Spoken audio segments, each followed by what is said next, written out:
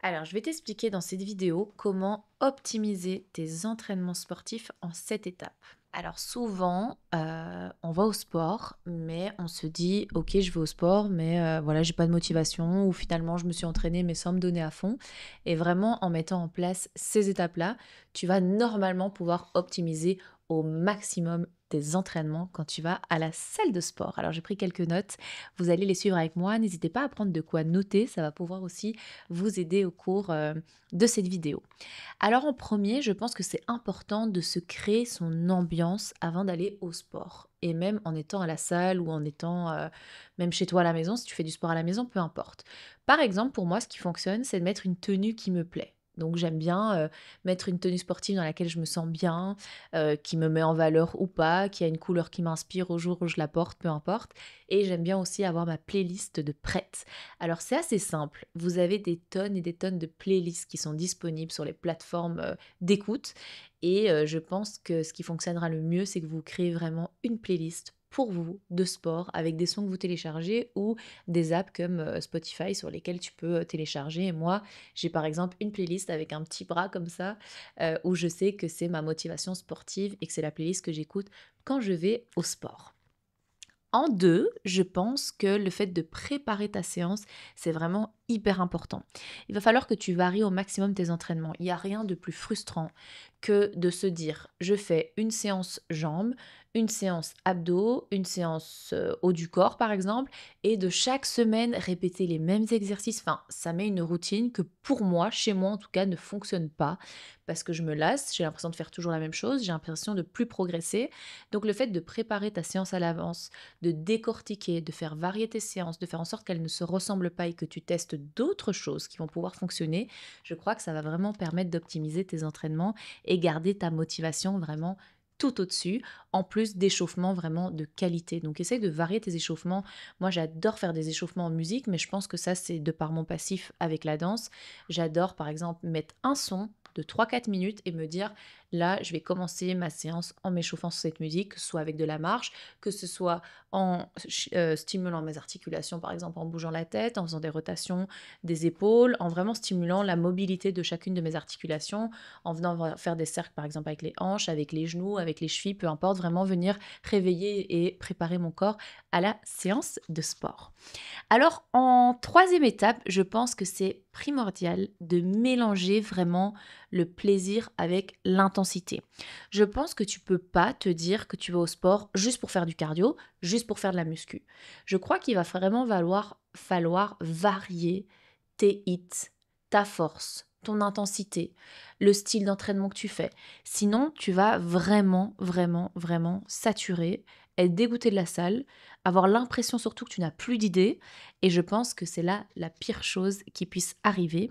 Et je pense aussi, ce qui peut être intéressant dans tes routines sportives, c'est d'ajouter une discipline sportive qui te plaît.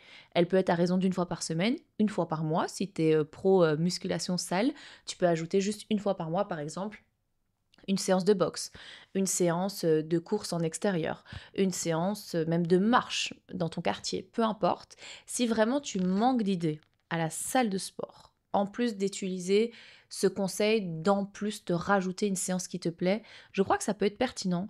La première fois que tu vas à la salle de sport, ou même ça fait déjà des années que tu y vas, de prendre une fois un coach qui s'y connaît vraiment et qui refait avec toi toutes les machines de la salle de sport et qui te les réoptimise au maximum. Parce que de un, sans doute qu'il y en a que tu utilisais mal, et de deux, il y en a sans doute que tu n'as jamais osé essayer, je suis sûre que ça t'est déjà arrivé, parce que tu comprends pas la machine.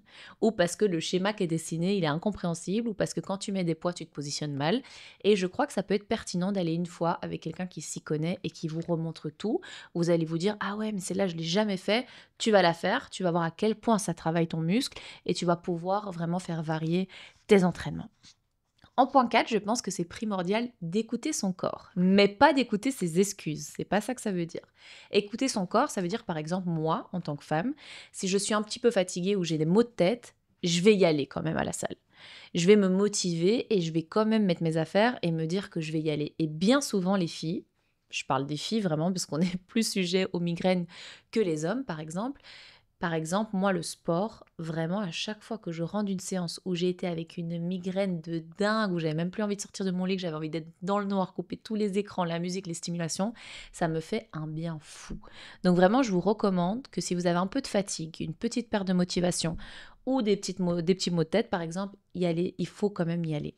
Maintenant, si vous avez une fatigue extrême, il faut quand même écouter votre corps et peut-être vous dire que c'est votre jour de récupération ou que c'est le jour où vous allez faire quelque chose de plus doux et plus en adéquation avec la situation ou la période que vous traversez actuellement.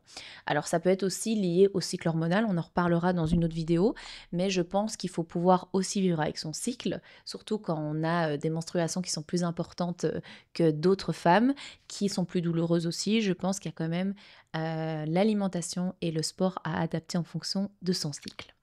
En point 5, il nous reste 3 points à voir ensemble. Je pense que ce qui est important aussi, c'est d'avoir un suivi des 3 piliers invisibles. Alors que sont les piliers invisibles? C'est le sommeil, l'hydratation et l'alimentation.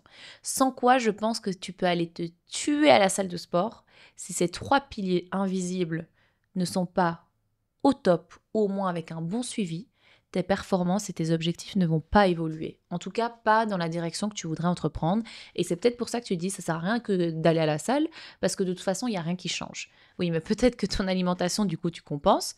Peut-être que ton sommeil n'est pas bon et donc ta récupération est mauvaise. Et tu t'hydrates peut-être pas bien non plus. Et donc, tous les minéraux que tu as perdus pendant ta séance à transpirer, tu les récupères pas dans les boissons que tu es en train de boire.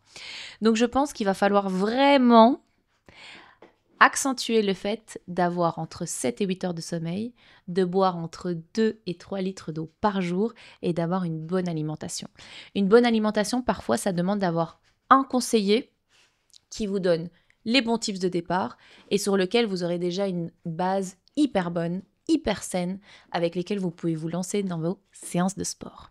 Par exemple, pour l'alimentation, moi, je recommande d'augmenter vachement les protéines si tu t'entraînes beaucoup et de diminuer, par exemple, tes glucides. Donc, ça fait partie d'un petit conseil que j'ai mis en place avec les personnes que je suis et ça fait fortement la différence. Donc, je vous le recommande également. En point 6, je pense que c'est important de traquer tes séances et d'avoir un journal d'entraînement. Pourquoi? Parce qu'à la salle, bien souvent, quand tu as été à la salle, tu retournes même un mois ou 3 semaines après à la salle, peu importe, tu sais plus le poids que tu avais mis, tu sais plus le nombre de reps que tu faisais, tu sais même plus la position exacte que tu avais. Parfois, ça peut arriver. Et je pense qu'avoir ce petit tracking, de te dire, OK, ben, sur telle machine, je sais que je mets 20 kilos. Ben, la prochaine fois, tu vas être doublement plus motivé parce que tu vas peut-être faire ton échauffement à 20 kilos. Puis tu vas peut-être mettre à ta deuxième série 25 kilos. Et puis à la troisième, peut-être 30 kilos ou pas, peu importe. Mais en tout cas, tu vas pouvoir te permettre d'avoir des jauges d'évolution qui vont te permettre aussi de rester motivé et de voir que tu progresses. Parce que parfois, on ne progresse pas physiquement ou sur la balance, mais musculairement parlant et en termes de force, vous allez voir que vous êtes en train vachement d'évoluer. Et ça, je trouve que ça fait parfois également la différence et ça vous permet de voir que votre niveau s'élève de jour en jour. Et en dernier, la dernière étape que je mets en place depuis pas longtemps et que je trouve vraiment très importante pour faire descendre la fréquence cardiaque, réduire le stress, me sentir mieux, revenir en forme, pouvoir directement travailler après une séance de sport et pas être à plat et d'avoir envie de dormir, c'est que je mets en place des routines de récupération. Alors elles peuvent être très simples, hein. Ça peut être par exemple aller prendre le temps de m'asseoir et de boire mon shaker protéine et ça peut être aller prendre une bonne douche directement, faire passer mes jambes par exemple à l'eau froide pour restimuler la circulation de mon corps et ressentir la vitalité d'un coup. Ça peut être te prendre en photo. Parfois il y a des photos d'évolution qui te motivent aussi et ça peut être à la fin de chaque séance, tu te prends en photo, tu postes ton nom sur les réseaux, peu importe où tu le fais pour envoyer à ta famille et pour te motiver ou envoyer à ton meilleur pote avec qui vous vous encouragez d'aller au sport. Ça peut être des petites routines de récupération où tu prends un peu de temps pour toi, où tout redescend progressivement et où il y a un retour au calme qui est pour moi très important, qui est tout aussi important que ton échauffement. Tu peux aussi faire du foam rolling, hein, tu vois, c'est les automassages que tu fais avec les rouleaux où par exemple tu viens de travailler un muscle, ben, tu poses le muscle dessus et tu t'automasses. Ça peut aussi vachement te détendre et te faire du bien.